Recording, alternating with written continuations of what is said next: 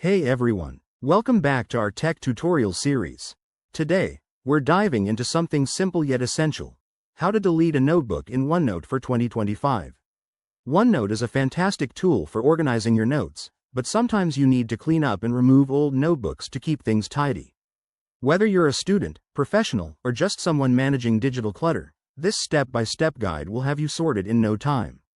Let's jump right in. First things first, make sure you have the OneNote app open on your device.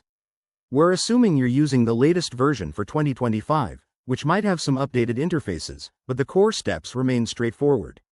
Once OneNote is launched, you'll see a list of your notebooks on the left-hand side. Scroll through and locate the notebook you want to delete.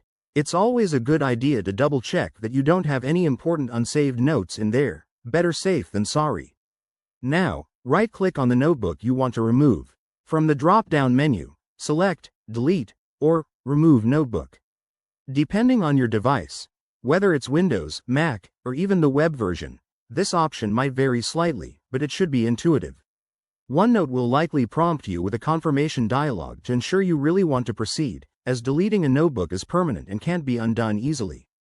After confirming, OneNote will delete the notebook from your account. If you're using OneNote synced with OneDrive, it might take a moment to reflect the changes across your devices. That's it. You've successfully freed up some space. A quick tip: if you accidentally delete something, check your recycle bin in OneDrive for potential recovery options. This process keeps your OneNote experience efficient and organized. Thanks for watching. If you found this helpful, hit that like button, subscribe for more tutorials, and drop a comment below if you have any questions. See you in the next video.